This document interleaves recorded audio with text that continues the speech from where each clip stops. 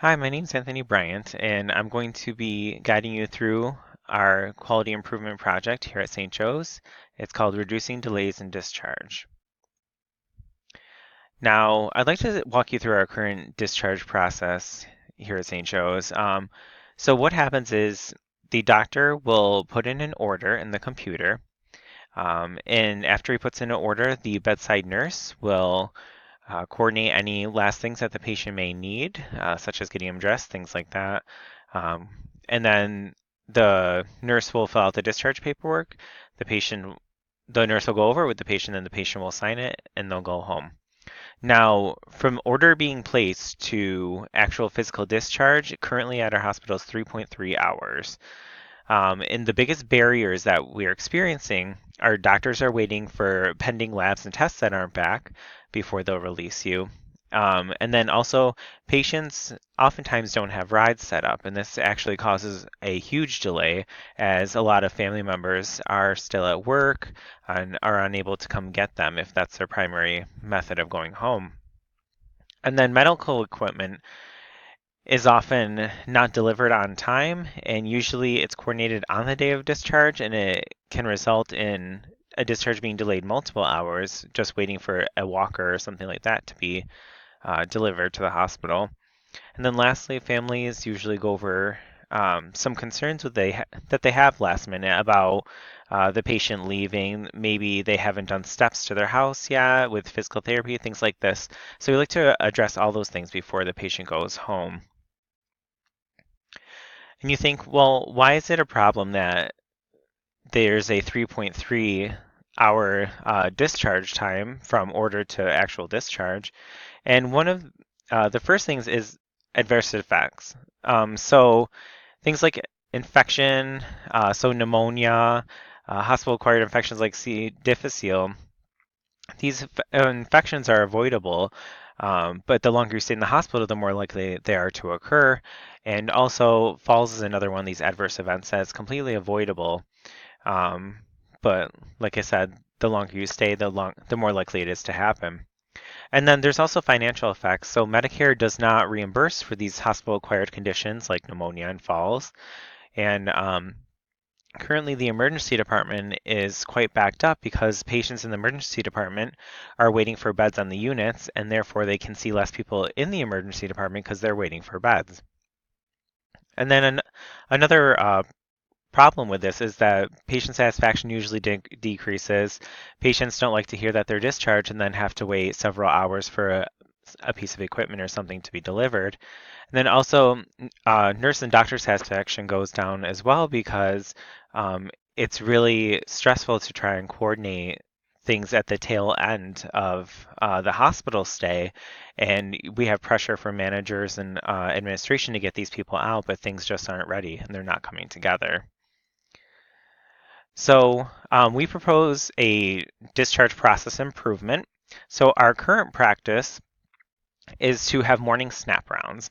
So this is a method for us to quickly meet with the doctors and the care coordinators as bedside nurses, and we go over what the patient needs on their day of discharge, who's going home, who needs what. Um, do they need that equipment delivered? Do they need a ride set up? Are they going to a nursing facility? You coordinate all that in that morning snap round, which is really good because it kind of gives you a basis for the day, how it's going to be structured, what are our obstacles. But the suggested addition to this process that I hope we carry out is an evening snap round as well. Now, the morning snap pertains to the day of discharge. Now, the evening snap I'd like to pertain to the day before discharge, and I think it'll actually eliminate a lot of the barriers that we are seeing in the morning snap rounds.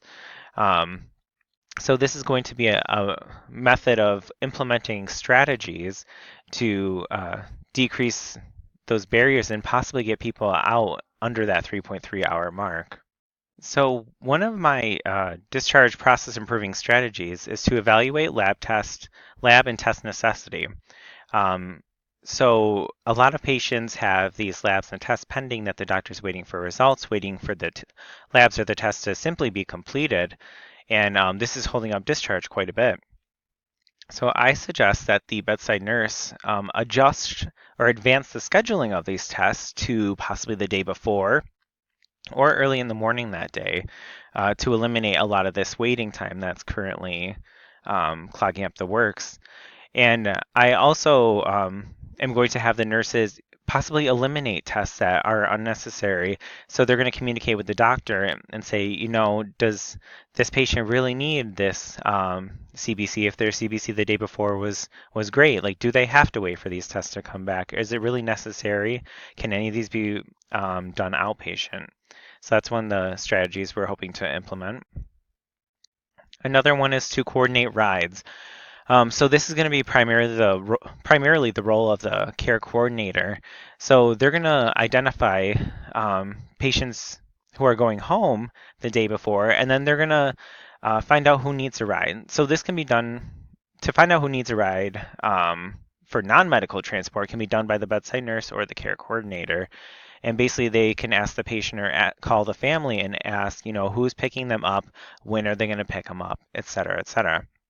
For medical transport, the care coordinator or the secretaries can set up this sort of transport for the next day and have it already pre-scheduled.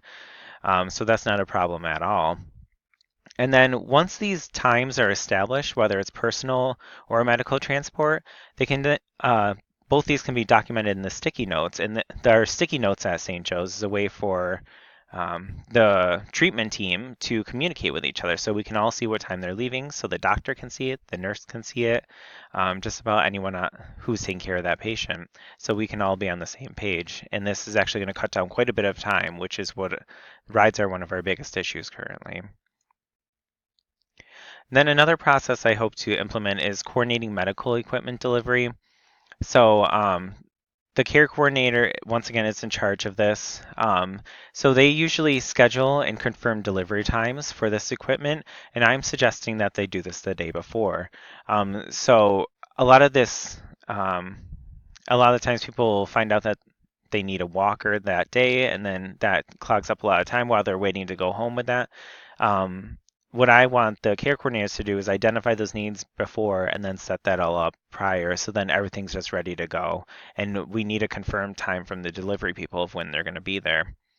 And then also, a lot of patients have to have home oxygen evals if we can't wean them off the oxygen. So I'm suggesting that the bedside nurse notify a respiratory therapist if someone's not coming off the oxygen. That way they can set it up all the day before, and if they do get the patient off the oxygen, they can always cancel it. But I want them to coordinate the oxygen tank delivery, everything, so it's ready to go, because that's holding up quite a bit of time as well. And then there's family concerns. So we hope to get the family notified early in the discharge process so they can bring their concerns to the forefront, and we can get these addressed as soon as we can. And the quicker we get any family concerns addressed, the more smoothly a discharge is going to go, and there'll be less barriers in general. So our desired outcome is to reduce the order placement to actual physical discharge to under an hour, down from 3.3. And it's a big goal, but I think we can do it. And what can occur from us getting this this amount of time down to under an hour? It really reduces financial strain.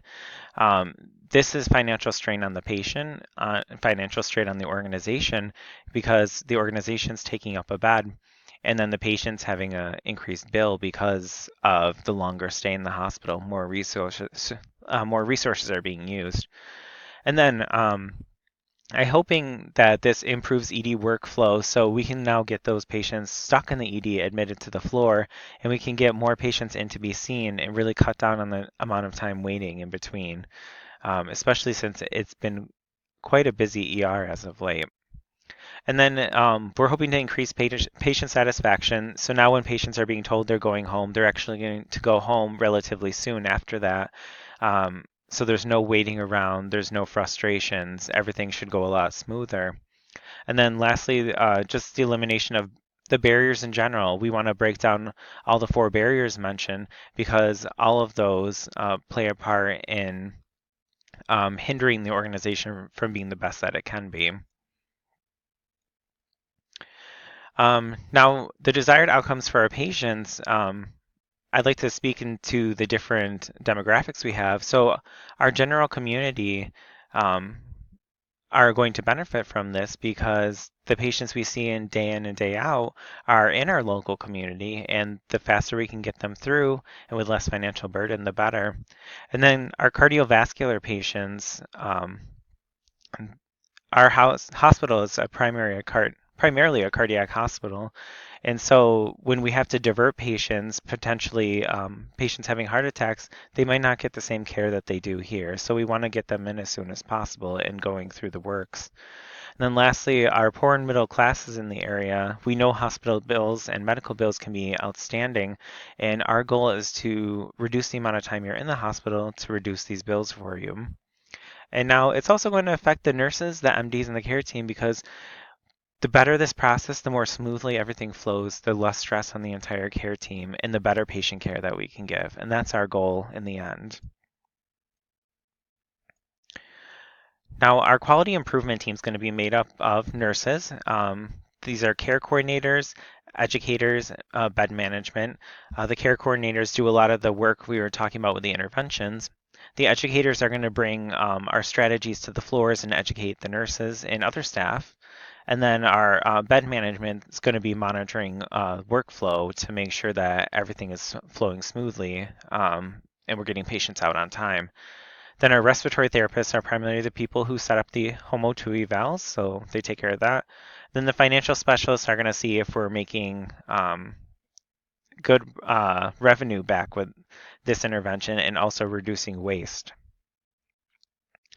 And I just went over most of that, but this is just reinforcing that education is primarily done by the educator, and we have to bring it to a unit by unit basis so we can educate all the nurses properly. And then our quality improvement team is also going to identify the process, its effectiveness, and evaluate if it's working well. So they're going to look, is this quality improvement working or do we have to troubleshoot? And then our quality improvement team also is going to coordinate all these strategies to make sure that implementing them is going well.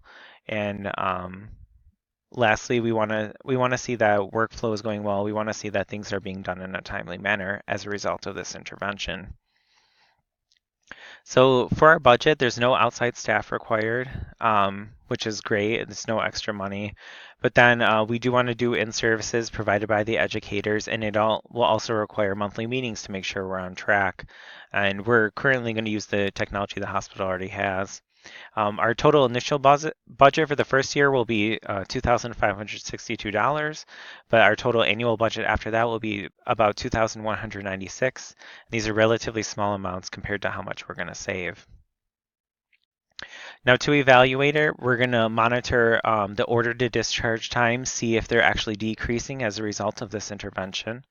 We're also going to use the ED to unit time, so a patient arriving in the ED to being admitted, because we want to see if this is also eliminating that barrier.